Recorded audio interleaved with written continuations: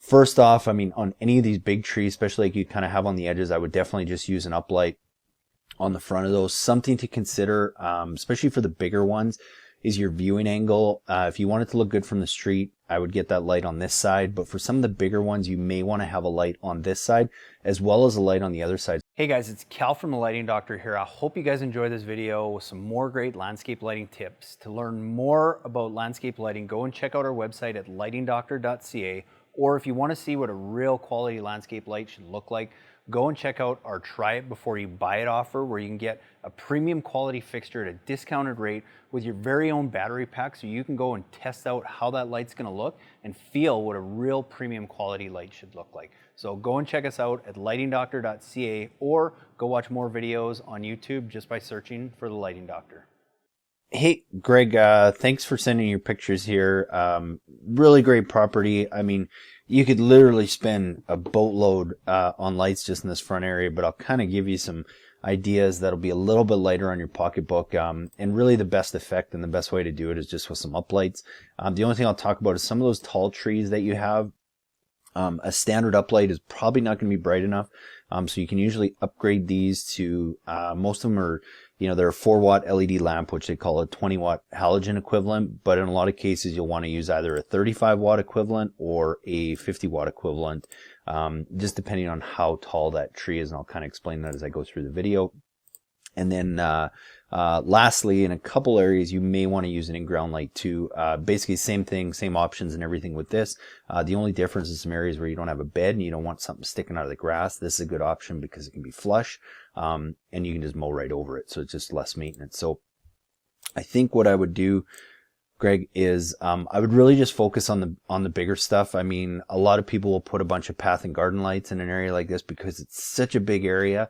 Like I said, you could end up spending a lot of money on lights. So I'll give you some other options. I mean, first off, I mean, on any of these big trees, especially like you kind of have on the edges, I would definitely just use an uplight on the front of those. Something to consider, especially for the bigger ones, is your viewing angle. If you want it to look good from the street, I would get that light on this side. But for some of the bigger ones, you may want to have a light on this side as well as a light on the other side, so that as you're looking out from the house, not that you still won't get an effect up in the canopy and stuff if you only have a light on this side from the house, but I like really highlighting the big trees and really making them pop. So I'd probably have a light, one of those uplights. And on these guys here, I was just trying to see the size, but different house. But on the size of these trees, I would probably put that 35-watt equivalent one that I kind of talked about. So upgrade that bulb a little bit, and it's just going to do a better job of pushing that light up a little bit further. And another suggestion I'll make, and I see so many people do this, is whenever we're highlighting this stuff, they'll put the light back here and then they kind of shine it at the plant, where really you're better off getting it a little bit closer and having shine more upright, especially on like trees like this and big trees like this.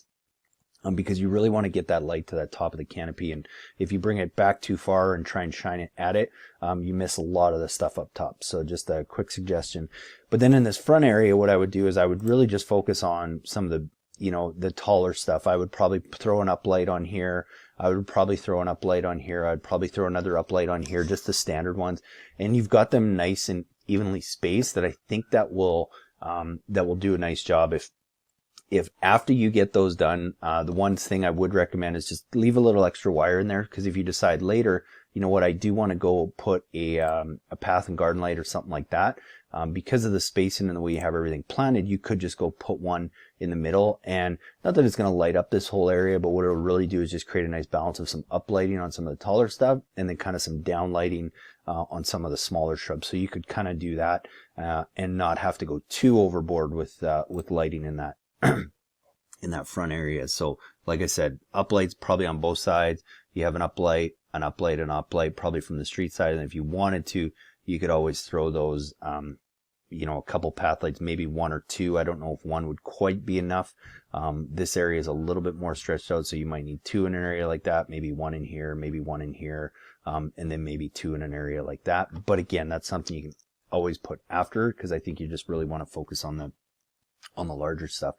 Same thing on a tree like this. And now that I get a better view of these two trees, I think you probably want to upgrade that to the 50 watt equivalent lamp. And again, same thing on this one. I'd probably have one on both sides. And then on this one, because it's a little bit skinnier, it's not as big of a canopy, I think you could just put one from whichever you would prefer the viewing angle on. Throw some of the standard uplights kind of in between on some of the smaller stuff. And then if you wanted to, you could add those path and garden lights kind of in between. And then same thing on a tree like this. This is where I would probably highlight this, but I would use an in-ground light, because last thing you want is a light fixture sticking out of the grass that now you got to weed trim around and stuff. And you know, if you got a tractor, I mean, I know what's going to happen. I've seen it enough. Eventually, it's going to get hit. So having that in-ground light, you can just mow right over it. I would probably use that 35 watt equivalent lamp on a tree of this size. And same thing. I don't know if you necessarily need two on this one, because I think you're doing a good job of these outside ones. So I might throw one just kind of on this side. And even sometimes to the angle here, if you're looking from the street side and this is kind of your viewing angle, just having that a little bit more in front this way, it just creates those different viewing angles. And it kind of, so not everything just looks lit up from the front. It just gives you all those different kind of vantage points, if that makes sense. Kind of been through this already. And then the only other thing I did want to mention, Greg, is something you might want to consider is on the house. I think something that could look really nice, and it all depends how much room and stuff you have back here. I wouldn't hesitate to try and light up some of these larger trees, even if you wanted to create a viewing angle from the front. I don't know what your backyard looks like, but a lot of times what I like doing is lighting these trees with some of those 50 watt equivalent lamps, whether it be an uplight or an in-ground light, and just having a couple of them back here, because what that does is now if you're lighting up these canopies, it also looks really cool from the front. And as people are looking by, they're like, oh man, it looks good up front. What's it look like in the back if those canopies are lit? So it's just kind of a little trick to, again, create different depths of light. And the last thing, if it's possible, I don't know how much room you have back here on the deck and stuff, but I would probably look at trying to throw an uplight on each one of these kind of columns that you have here, especially because you have the flags and everything. I'm not sure if there's more over here, if they just kind of end there. I like doing that because it just makes the whole porch really stand out and inviting. You get some reflective light back down on the shrubs and gardens down here, as well as you create some a backlighting effect where you kind of have the silhouette of whatever's growing in front. And it's a really nice touch. So just something else you may want to consider too. But if you have any other questions, need help maybe putting together a kit or anything like that, let me know and we would be happy to help. Hey guys, I don't know if you can hear me over the dump trucks and fire trucks and everything, but I wanted to explain another thing why it's good to go and test those lights and check things the night before. We decided to do a couple featured trees on the property. So we got two beautiful palms right in the front, and we chose to put two lights on each of them so that we could have it look good for the homeowners from the house side, as well as have it lit up from the street. And a lot of times that's what you want to do. If you have a really key feature that you really want to stand out, use more than one light. It doesn't hurt to do that. But the one thing we did find is last night, even after that first night, we kind of tested out. We had a pretty good idea of where we were going to throw that light, but it wasn't until we got everything hooked up and last night we found that the light was only about a foot too close to the tree, and what it was doing is it was putting most of the light on the base of the trunk and it wasn't putting enough to the top. And just moving it back, I would say 6 to 8 inches made all the difference, because now we had a more subtle light on the trunk and we were casting a lot more light up into the giant palm tree leaves. So it doesn't matter how many lights you put in or how good you think you are at this. If you're not testing it at night, checking things out, use that battery pack to go and play around, you're going to miss some things and you're not going to get the full effect. So just by doing some of those things, even if it's your first time doing it, you can really install lights just like a professional landscaper or contractor would do. But in a lot of cases even better, because most of those guys don't even come back and check their lights at night. They just put them in, get out, and it's all done. And I think it's just ego if you don't test those lights first, because people are paying a lot of money for these lights, and especially if you're getting a good quality one that you don't want to have to redo, which so many of you guys have told me you just want to do this once in your lifetime. Well, that's how you go do it. And test them out so you can make sure you're getting the right effect. Go and check them out at night. Hey guys, so I just want to show you, we're going to use our accent light a whole bunch in this property.